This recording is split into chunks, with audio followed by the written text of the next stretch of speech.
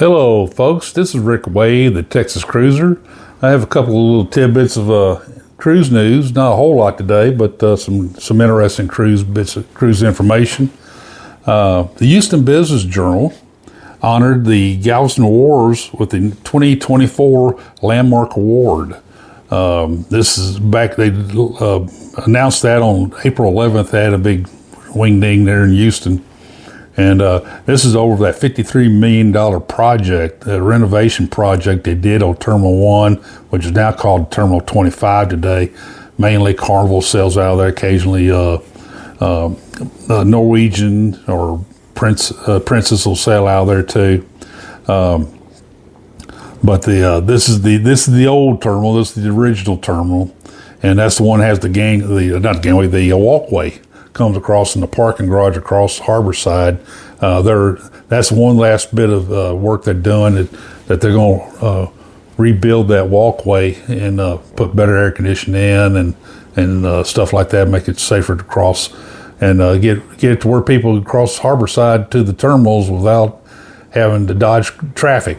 So anyway, this award is like I said, is a 2024 Landmark Award, and it's in the special projects category in their award ceremony, and this is a pretty good award for the port. Roger Reeves, the port director, and his staff did an awesome job managing that with little interruption of cruises in and out of the port.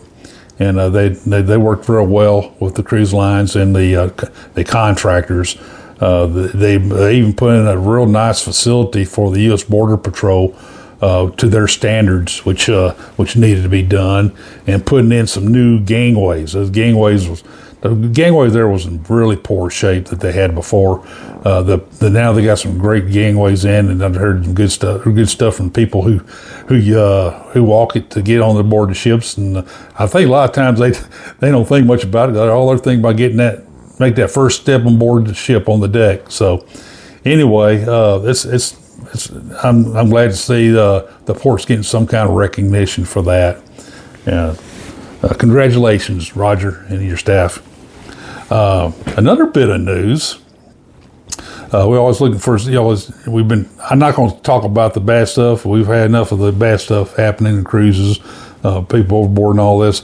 This is a situation where the Disney Fantasy was like 180 miles offshore from Puerto Rico, and a lady on board who was pregnant with a child, of course, pregnant with a child.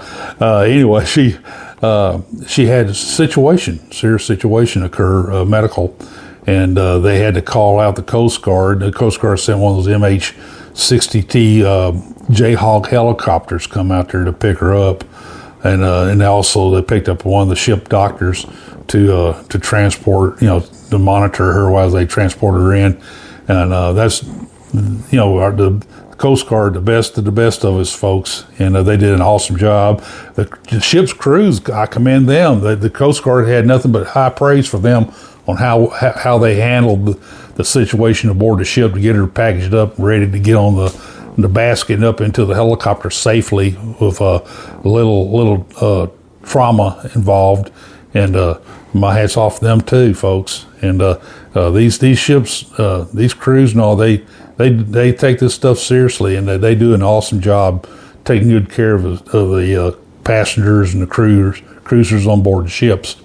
So, folks, this happened a few times out of Galveston where these Coast Guard helicopters had to go out and rescue somebody off a cruise ship. Of course, we have a lot of cargo ships coming in and out here too, and they've had to go out there quite a few times to pick up a crew member who had an accident or seriously ill. I live not too far from where the helicopter base is in Ellington Field here south of Houston in the Clear Lake area.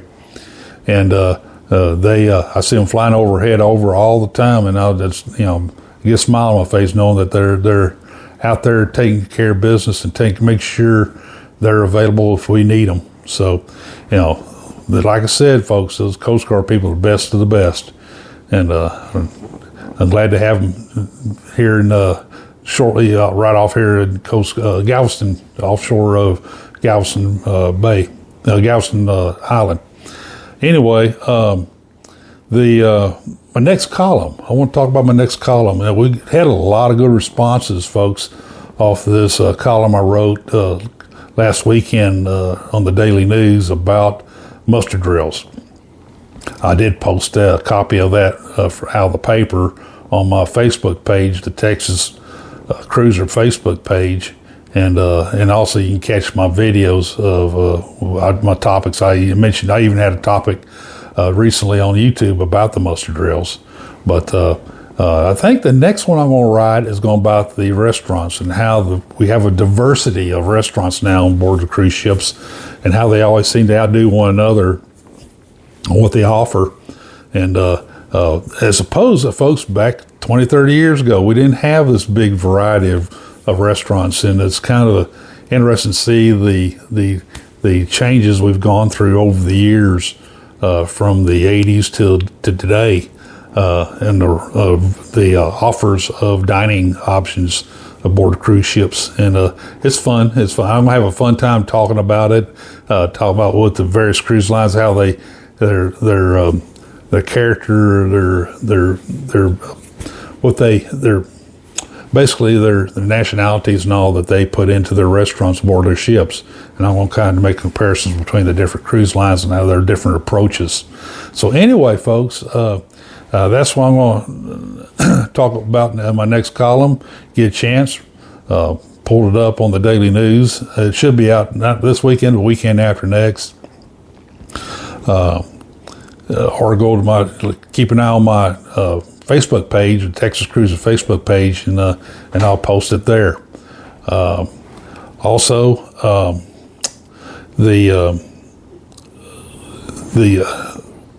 I just don't want to go into that. Port Canaveral, I see where they're going to be expanding their cruise operations. They're going to add another cruise terminal. They're having they said they're going to on their next cruise terminal there, the Terminal 4 they call it. They're going to make it their terminal. That way they don't have it tied up with a particular cruise line. They said they've been losing business because the cruise lines tie up the terminals that they have there, and so they can't bring other cruise lines in to utilize those terminals. I know that Galveston, on their fourth terminal they're building right now, they're making it to where they do have MSC going to be the primary tenant, but they do have an agreement with MSC that they can bring in other cruise lines. And so I know they're discussing with NCL to utilize that terminal also. Royal Caribbean and Carnival both. They're both clamoring to have space utilize some that terminal there also. So I'll keep you posted if you want to hear about that. But anyway, hats off to Carnival, Port Canaveral, and I know they're going to. They said they're going to have like 16 cruise ships based out of there next year. So it's going to be fun seeing all those ships sailing in and out of there. So anyway, I hope you guys have a great week. I know summer's coming up, and a bunch of you got cruises lined up, booked. Some during the spring here, and then next fall. I have one myself booked in the fall on Harmony in October, my wife's birthday cruise. So I want to make sure you guys, when you get back, drop me a hint line on the Facebook page, the Texas Cruiser Facebook page, and post some of your pictures on there. Let's see your cruise pictures. I love to see cruise pictures, folks. I love to hear those stories about where you've been and how much fun you had. That's fun to read. And just get out there and be safe and cruise on. Anyway, I hope to catch you on a future cruise, and I'll catch you later. Bye-bye.